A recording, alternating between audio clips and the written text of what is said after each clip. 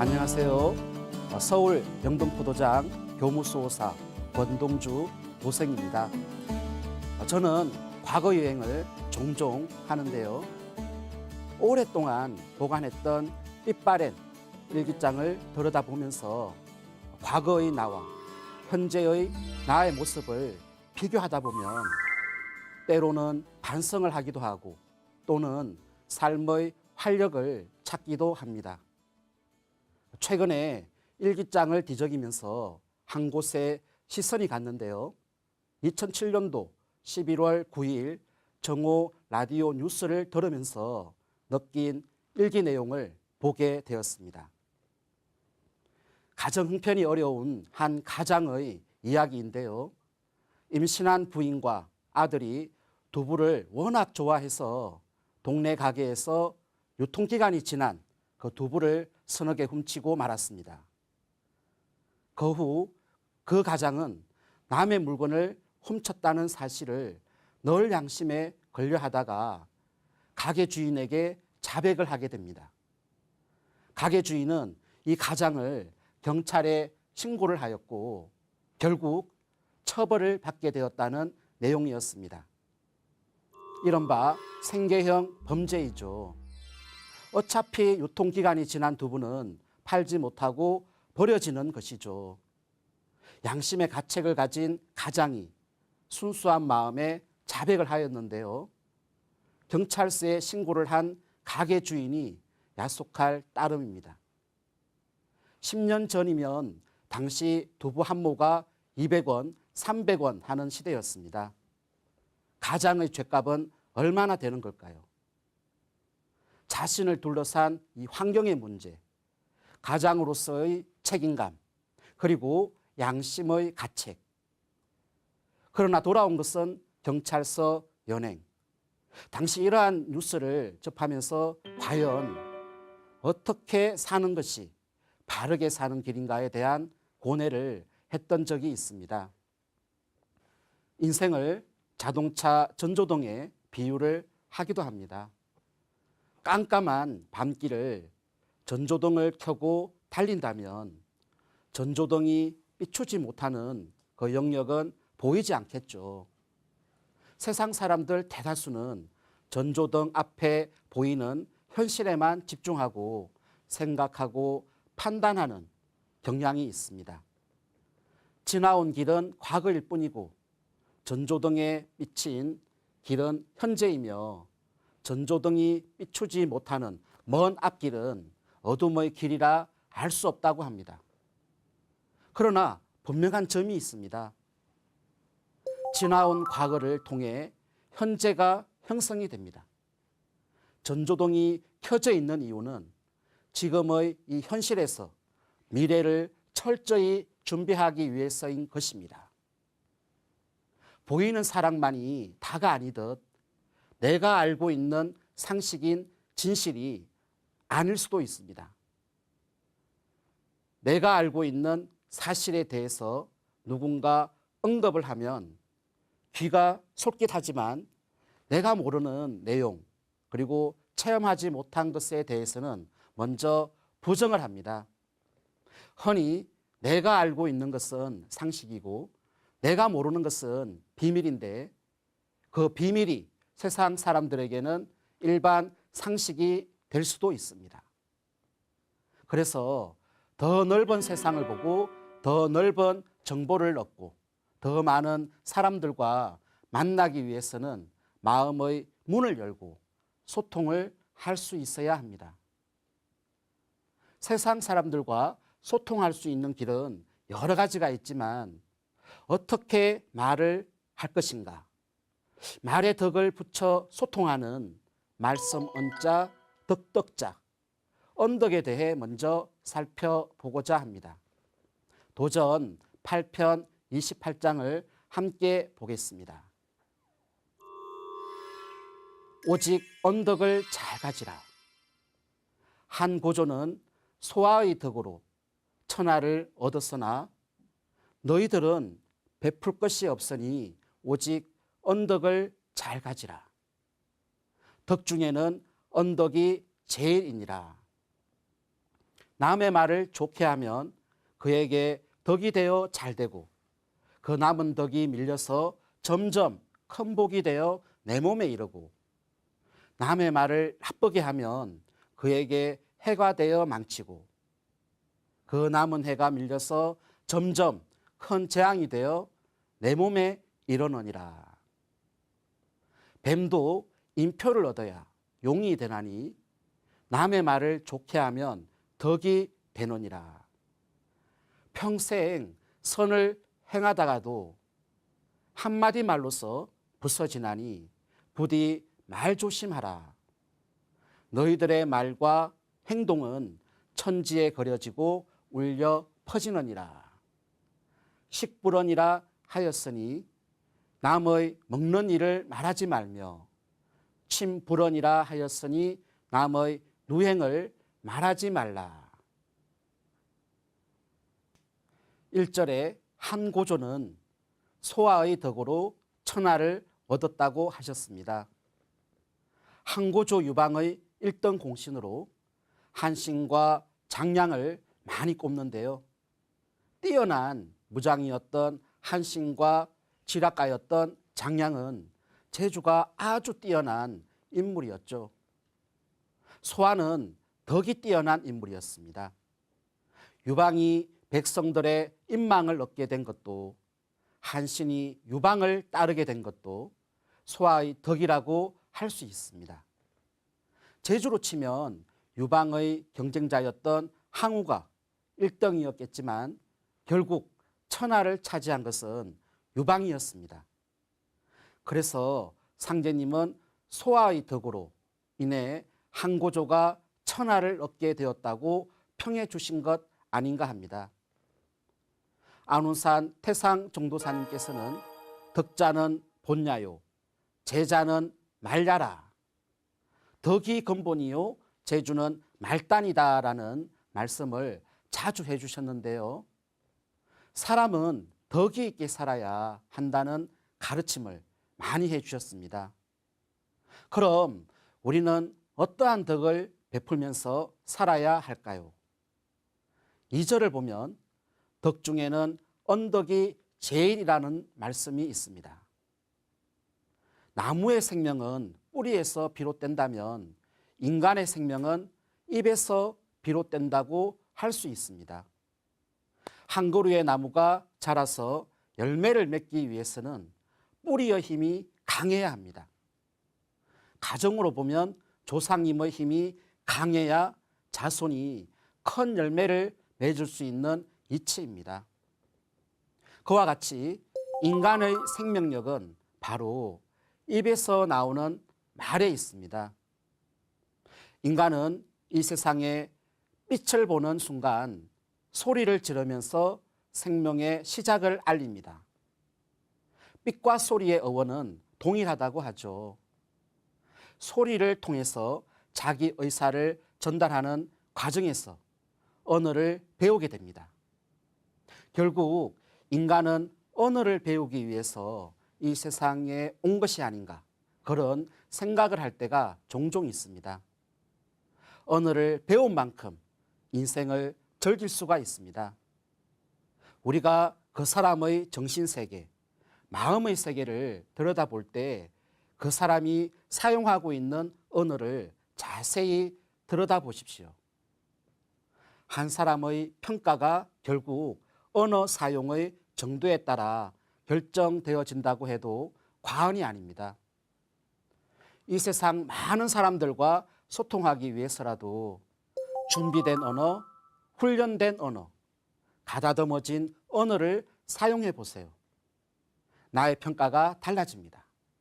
물론 미사어구를 사용해서 없는 말을 멋지게 꾸미라는 말이 절대 아닙니다.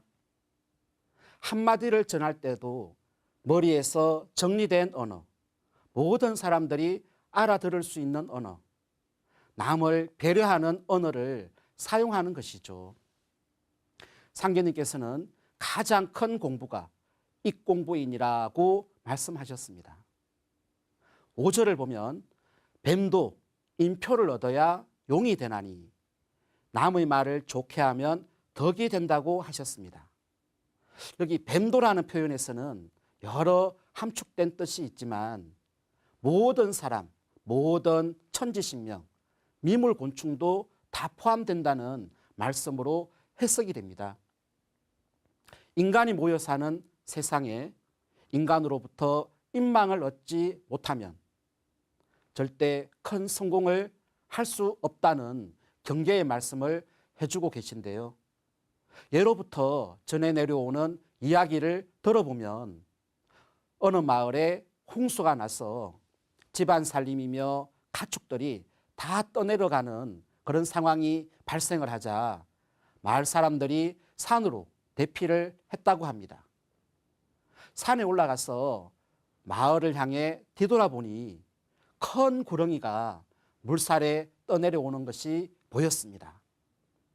이를 본 사람들은 소리쳤습니다. 큰 구렁이가 떠내려간다고 그렇게 소리를 쳤습니다. 이때 옆에 어린 아이가 그 소리에 아랑곳하지 않고 용이다라고 소리를 치더라는 것입니다. 그때 그 구렁이가 어린 아이의 인표를 맞아 용으로 승천했다는 이야기를 제가 들어본 적이 있습니다. 뱀과 용은 하늘과 땅 차이입니다. 그런 큰 차이를 줄일 수 있는 것이 바로 인표를 넣는 것인데요. 상제님께서는 인표를 넣는 방법으로 남의 말을 좋게 하면 덕이 되느니라. 덕 중에는 언덕이 제일이라고 말씀해 주셨습니다. 6절을 보면 평생 선을 행하다가도 한마디 말로서 부서지나니 부디 말조심하라. 99도씨와 100도씨는 전혀 다릅니다. 부족한 1도씨에 의해 물이 끓기 시작하는 것이죠. 99를 잘하다가도 하나를 잘못하면 안 한 것만 못한 경우가 우리들의 삶 속에 얼마든지 볼 수 있습니다. 지금까지 쌓아온 공력이 한마디 말로서 부서진다. 역으로 생각하면 한마디 말로서 모든 것을 바로 세울 수 있다는 말씀과 같은 뜻입니다. 상제님 말씀에 한담서화로 각이 풍진이요 한담서화로 능소풍진이라는 말씀을 내려주셨는데요. 한가롭게 주고받는 말로 천하의 난리를 일으킬 수 있고 한가롭게 주고받는 말로 천하의 난리를 설어낼 수도 있느니라고 하셨습니다. 칼에 베인 상처는 약을 바르고 시간이 지나면 아물지만 혀로 인해 베인 상처는 절대 영원히 지워지지 않습니다. 7절을 보면 너희들의 말과 행동은 천지에 거려지고 울려 퍼지느니라. 여기서 너희들이라 함은 세상 사람들과 진리로서 소통하는 상제님의 도를 받은 도생들을 말합니다. 정산도의 도생들은 상제님과 수부님을 신앙하며 상생의 진리로서 나보다는 남을 잘되게 해주는 가르침을 몸소 생활 속에서 실천하며 앞으로 다가오는 새로운 우주시대의 문명을 열어나가는 천지의 개척자 일꾼들입니다. 서두에서 어떻게 사는 길이 바르게 사는 길인가 이런 의문을 제기했는데요. 재주보다 덕이 우선이라는 태상 종도사님의 가르침과 함께 덕이 있게 살자, 좀 더 구체적으로 말에 덕을 붙여서 하자라는 것을 도전 말씀을 통해 살펴보았고 소통의 방법론으로 제시를 해보았습니다. 그렇다면 방법론이 아닌 본질적인 답은 없을까요? 우리는 누구나 각자의 삶을 가치 있게 살고 싶어 합니다. 우리는 왜 이러한 길을 찾지 못하는 걸까요? 우주의 어머니 하나님이신 수부님께서는 우주의 순환 이치를 알아야 이 길을 찾을 수 있느니라고 말씀해 주셨는데요. 우리가 이 길을 찾지 못하는 이유는 자연의 이치, 이법을 모르기 때문입니다.